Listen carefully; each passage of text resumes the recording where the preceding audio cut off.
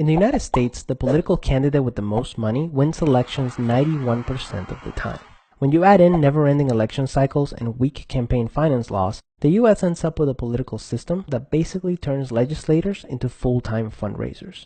In fact, according to a report from Reuters, American politicians spend up to 5 hours a day dealing with potential donors instead of working on legislation.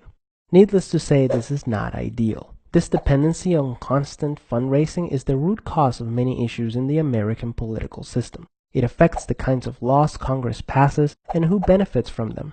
Big donors will often threaten to withhold campaign donations if legislators don't pass laws that favor them or their companies. Case in point, when Congress was having a hard time passing Trump's tax plan, Senator Lindsey Graham said that if they didn't pass the tax bill, quote, the financial contributions will stop. When Congress did eventually pass the tax bill, the Koch brothers donated $500,000 to Paul Ryan's fundraising committee. $500,000 is chump change compared to the $1.4 billion in taxes they're expected to save every year.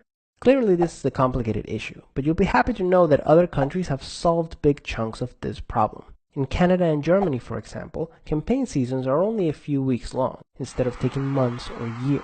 The benefit of a shorter campaign season is that it eliminates the need for politicians to raise millions of dollars just to become viable candidates. It also reduces the need for politicians to be full-time fundraisers, which means they can spend more time working for the benefit of the people. In France and the UK, there are limits to how much a campaign can spend. This makes it very impractical for big donors to try to influence legislation through large campaign donations. And lastly, most developed countries do everything they can to make it very easy to vote. They hold elections on weekends, they provide early voting options, they register voters automatically, and some even offer online voting. These countries consistently show higher voter turnout rates than the US, and a higher turnout rate makes it harder for outside groups to influence the process through shady financial contributions. So what can you do? It's unlikely that we'll get rid of money in politics overnight, but in addition to learning from other countries, we can start by supporting specific laws and organizations that already have momentum. The American Anti-Corruption Act, for example, is an effort to reform campaign finance laws by strengthening and expanding existing laws.